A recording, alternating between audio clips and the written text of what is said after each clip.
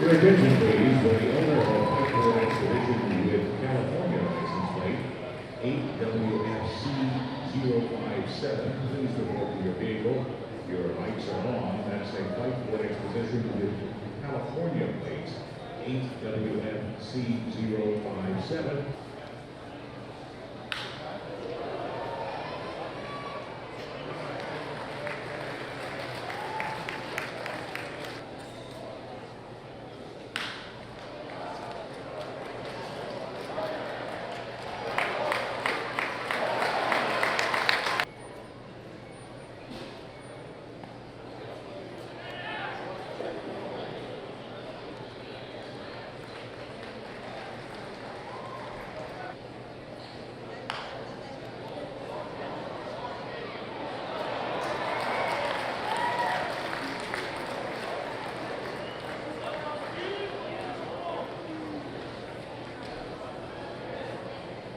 Second baseman, number 81, Justin Foscue.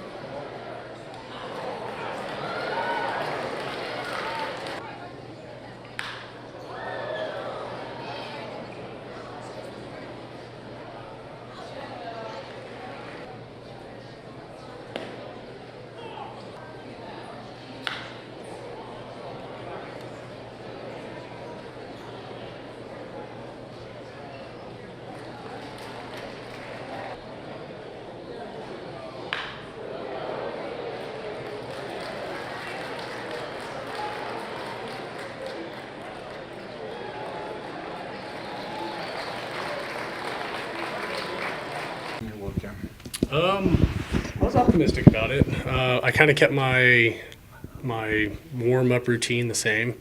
I didn't know if we were going to get pushed back or they were going to cancel the game or not, and I kind of just stuck with it as we are going to play, and fortunately we were able to get it in.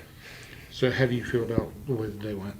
It went really well. I mean, I felt good going in the game. The only worries that I had was if the mound was going to hold. And then if the grass was going to be super slick or not. But the mound was great. Our grounds crew people did wonders, and they made the mound. It was very good. I felt very comfortable the whole time. But yeah.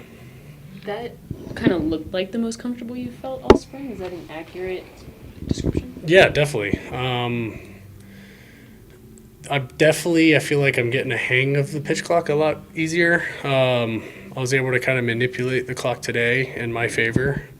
But no, I'm feeling a lot more comfortable on the mound, a lot more controlled, being able to drive down the mound easier. But it feels really good. In what ways did you feel like you were manipulating?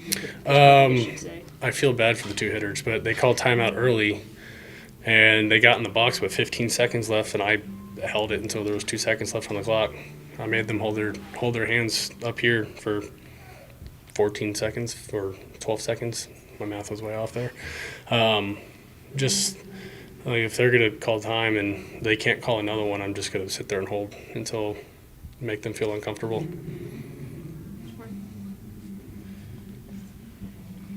You have you worried about the clock too much?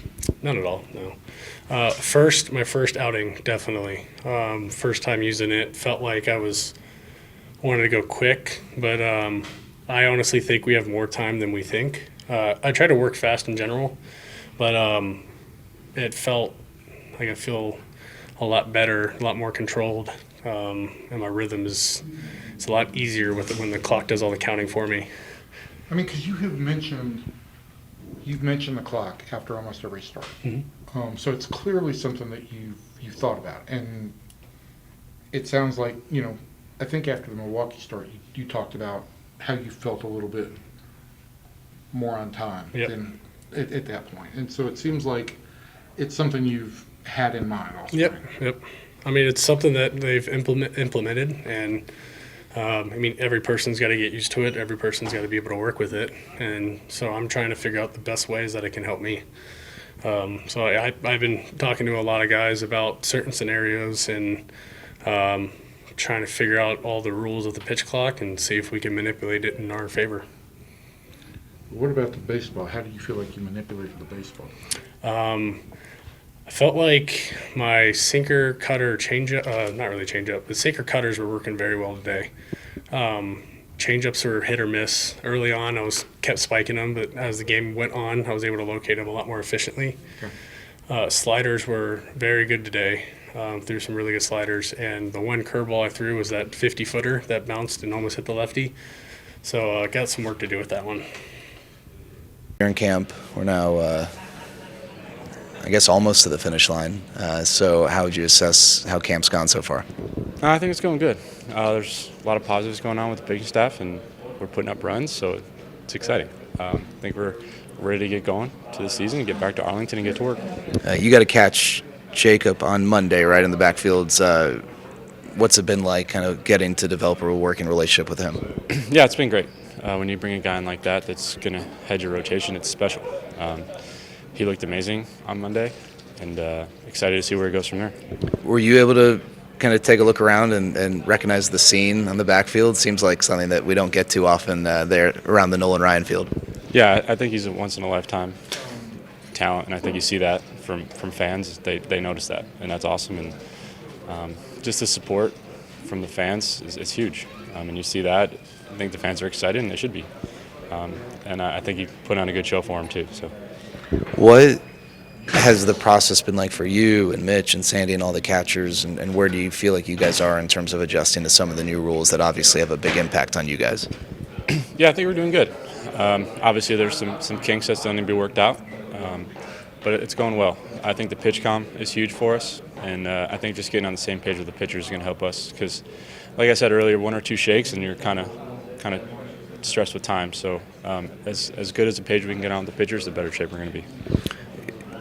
Jacob deGrom, Andrew Heaney, Nathan Eovaldi, these are three new guys in the rotation. You always, as a catcher, have a lot on your plate. How much more difficult is it, do you feel like, to prepare for some of the non-catching stuff and stuff in the box when you've got to learn so many new pitchers? I think it's just having a good balance. Just not putting all your eggs in one basket with these guys and spreading out your time.